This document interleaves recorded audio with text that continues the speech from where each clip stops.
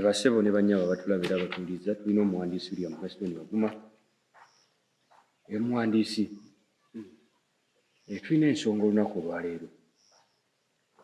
Tuwulira ebigambo bya revival era tuzze tuwulira ebbanga ddene okuva mu basumba abatali bamu.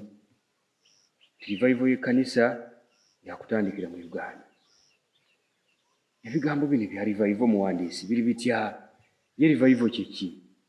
Omuntu bw'awulira revival y'ekkanisa kikyayi yetaaga kutegeera ki? Okusooka kambajukize nti ndi muwandiisi yatumibwa Yesu Kristo mu 1948 William Gaston Baguma. Ayogerwako mu byawandiikibwa Matayo 23 olunyiriri lwa 34 okutwala kwa 36 nze omu ku bawandiisi aboogerwako mu byawandiikibwa ebyo. Lwekyo bategeeza nti ndi muwandiisi mukakafu myaka 36 mpandiika ku kukyama kw'ekkanisa. Katonda yakimpa era ebiwandiiko byange bibadde bisomebwa mu basumba n'abannaddiini bangi mu Uganda, mu kontinenti zonna, mu Bulaaya, mu Amerika, mu Asia, mu Australia, amawanga gonna, kontinenti zonna zibadde zifuna obuwandiisi bwange okuva 1948. Kikakafu revival y'ekkanisa oba enkyukakyuka y'ensi y'ebyomwoyo yakutandikira mu ggwanga lino. Kikakafu kyayogerwako, kyabikulwa Katonda era akutuuka mu 92 abantu bangi kyakyaka nnyo mu Uganda wano era nkakasa nti ne Pulezidenti Museveni yennyini yakimanya nga pulezidenti w'eggwanga lino kubanga kyakyaka nnyo. Basajja nga Bamulinde wa Sekukupe ya Mountain baawandika n'ebitabo ku nsonga eyo ekwata ku revival y'ekkanisa mu Uganda erina kutandikira mu ggwanga lino. Lwekyo kati bategeeza nti revival y'ekkanisa obudde bwayo bwewo. Tuli mu kiseera kino ekya revival y'ekkanisa okutandikira mu Uganda. Lwekyo kati mbategeeza nti revival eno yakutandika n'ekigambo kwetolera ku kigambo ky'okusaba. Naye okusaba si kusaba okuli mu madiini n'amakanisa agemulaba kaakati. Nedda, kusaba okugenda kubanga kukozesebwa kwe kusaba okwakozesebwanga mu kanisa yasooka. Ekkanisa yasooka era yalina okusaba okulala okutali kwa madiini n'amakanisa gali mu nsi kati. Lwekyo kusaba kuno mujja kuyiga mutegeere nti kusaba ki, kubanga okusooka kwa bantu bonna, okusooka kwa kutandikira mu bantu abakkiriza Yesu Kristo okuva mu madiini n'amakanisa ag'enjawulo.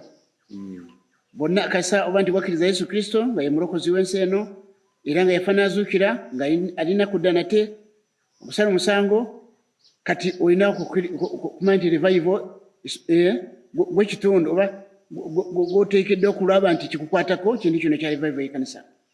Lwekyo okusaba kujja kulabikira mu bitundu bibiri oba mu ebifaananyi bibiri. Ekifaananyi kisooka, ekkanisa yasooka Peetero ne Pawulo ne Siira, abantu abo bakwatibwa mu makomera, bakwatibwa ne basibwa mu makomera ga gavumenti. Bw'osoma bikolwa bya Ttume 12 olunyiriri lusooka okutwala 18 ate n'osoma bikolwa bya Ttume n'otandikira essula 16 n'ova 16 okutwala 4 mpola mpola ojja kukisanga nti abantu abo basibwa mu makomera ga gavumenti nga bw'okusiba kitalya oba luzira. Amaanyi ga Katonda nigakka nigabajjamu. Mbategeeza nti okusaba okwo era kyayita mu kusaba. Siira ne Pawulo bayimbira Mukama, basaba era Katonda n'asindika bamalayika ne bakuba makomera ne babagulira. Okusaba okwo tekubangawo mu mirembe gino, madiini n'amakanisa gali mu nsi kati tegakumanyi. Ekyo kisooka. Era Peetero naye akwatibwa. Peetero ne bamusiba mu kkomera lya gavumenti. Baku bino by'omugamba yasumululwa, biri bya makomera ga gavumenti mwe basumululwa. Makomera ga buliwo. N'olwekyo kati amakomera ago, amaanyi ago agaka ku nsi ge galina kutambula ne revival y'ekkanisa amaanyi ago gasumulula mukomera abasibe era bwe munaasomayo mujja kukiraba nti byali ngabo bateeka ku poliisi mu poliisi nga bwe ziraba era Katonda bwe yabasumulula kati kusaba okwo kumina kuyiga okuva mu buwandiisi buno. Ekyokubiri ensonga mukisanga nate mu Yokaana ebbaluwa esooka sura yokutaano lunyire 14 n'olwe15 awo mujja kusangayo okusaba okutamanyiddwa mu madiini n'amakanisa gali mu nsi kati era bw'osomayo ojja kukisanga nti okusooka abantu bajja kusaba nga Katonda bw'ayagala. Abantu balina kusaba nga Katonda bw'ayagala ate nga basabe nga bategedde nti Katonda bawulira. Ebintu bibiri mu kyawandiikibwa ekyo era okusaba mujja kusanga nti okusaba kujja kubanga okusaba kwe tusaba oba kwe musaba abantu kwe basaba Uganda niwakubadde kujja kubuna mawanga gonna naye Uganda kwe kutandikira.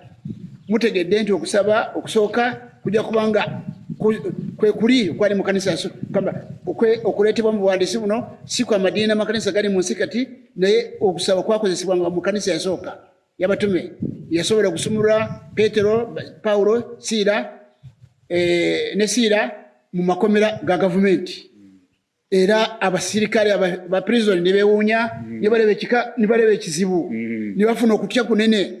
Okusaba okwo kwe kulina okukozesebwa mu Uganda.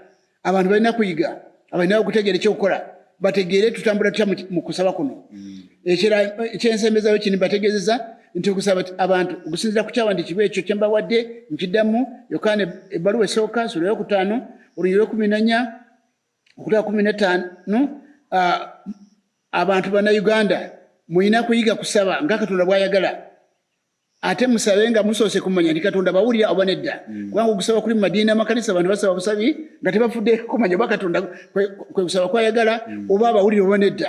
Kyebula nimusaba terimu kamba waliwo ekusaba kuno kujja kutabaganya Uganda ne Katonda. Abantu bazaalibwa omwoyo kibaita kuzaalibwa omwoyo.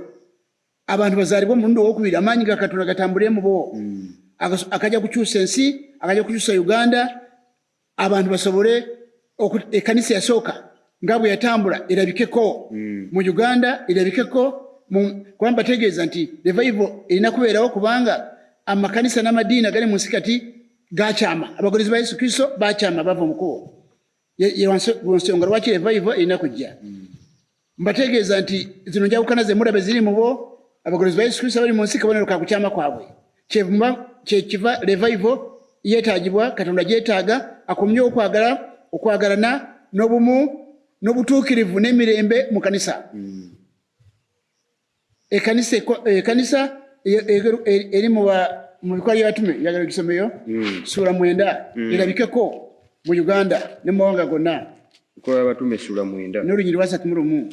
Lunyiriro 31 wagamba nti awo ekkanisa eyali mu Buyudaaya bwonna ne mu Ggaliraaya ne mu Samaliya neeba n'emirembe ng'ezimbibwanga era ng'etambuliranga mu kutya Mukama waffe ne mu ssanyu ery'Omwoyo Omutukuvu ne yeeyongera. Kakati mulaba ekkanisa eyo mu nsi teriiwo eggwanga lyonna neeba n'emirembe era nga litambulira mu kutya Mukama waffe essanyu ery'Omwoyo Omutukuvu ne yeeyongera. N'ekyo eyo kanisa mu nsi teriiwo. Abantu bonna bali mu madiini n'amakanisa bonna basinda bajjudde obubi bajjudde ebizibu. N'ekyo basebo ne banyabo abantu abatulaba omuwandiisi bali omuwandiisi mulina kusaayo omwoyo ku revival ya Uganda.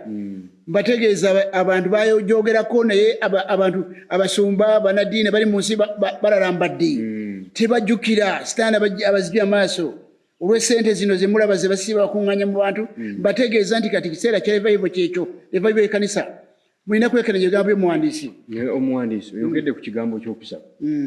Okusaba kuno kugenda kukolerwawo kugenda kukolebwa kutya?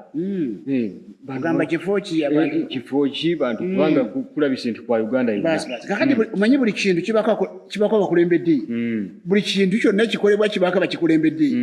Wenjogerera wano waliwo abantu mwe mutuku balina kukwatako mu Uganda yonna bajja wano ku lusozi Kitongo bayigirizibwe okuyigiriza ekinene nnyo saawa 3 z'omala ng'oyigirizibwa okusobola gwe okutabagana ne Katonda mu bujjuvu okugibwako byonna obusibe bwonna n'oyingira mu bulamu bw'ekkanisa eri yasooka zimbeka esaawa ekinene kinene kya saawa 3 naye okusaba kuno kulina okubeera wakati olunaku ennaku 3 ennaku 6 gwokusobola kutuukana n'omutindo ogwetaagisa kuleeta revival mu Uganda n'ensi yonna mu nsi yonna n'ekyo kiriko abakulembera abanaakulembera mwe mutukuvu yabamanyi abampuliriza bangi mujja kubanga abakwatiddwako bajja kubanga bakwate nawuliddeko waliwo omukulu omwami ali Kabaale nawulidde ngamba Kabaale eri kumpi n'ekisoro ng'agamba nti njagala kujja ku lusozi Kitongo n'ekyo kati Katonda ayina abantu abanaakulembera omulimu guno mu ggwanga lino n'ekyo abo bakujja wano Kitongo basobole okukyusibwa basobole okutegeera basobole okumanya revival y'ekkanisa mu Uganda kubanga ekutambulira mu bulamu bw'abantu tejja kutambulira ku mumwa obulamu buli okubanga bwe bugirimu obulamu bwe bugenda kubanga buli mu revival obulamu bwaffe mwe mutukuvu ng'ali mu bantu tasobola okubeera mu bantu nga tebamaze okunaazibwa omusaayi gwa Yesu Kristo nga gumaze mu nkole ey'ekkanisa yasooka so si mu nkole y'amadiini n'amakanisa gali mu nsi kati mbategeeza nti revival eno ya bwereere eri buli muntu teri kusolooza ekikumi ku muntu yenna abantu bonna bagenda kuleeta revival mu Uganda banakyewa abatuukiridde abantu bajja kukula omulimu gwa Yesu Kristo nga tebasasulwa nange kenyini myaka 36 Brian naye uno tetusasulwa era naye Katonda talema kutuwa ebitumala nekyo mbategeeza nti abakulembedde Katonda tusaba Katonda abajjewo be bakunguzi bajje wano ku lusozi Kitongo bategeezebwe ekyokukola ebiwandiiko manyi siri mwogezi mulungi naye ndi muwandiisi mulungi mujja kubanga mugubira ebigambo byange naye mulina ebiwandiiko bya bwereere bingi wano ebirina kusaasana mu ggwanga lyonna nekyo mbategeeza nimuseeyo omwoyo mugoberere revival mu Uganda kubanga Uganda yayitibwa Katonda kikakafu naye nabategeeza nti Uganda bwetetabagana ne Katonda kati Museveni ono ng'akyaliwo embeera ejja kuba bonoonekana bijja kuba bikalu temujja kusobola Uganda ejja kuba lema Museveni ng'akyaliwo revival y'ekkanisa n'ekyo basebe ne banyabo mufeeyo nnyo mugoberere obuwandiisi buno mwebale nnyo tuwuliriza tubadde n'omuwandiisi William Gaston Baguma mwebale nnyo okutulaba era okutuwuliriza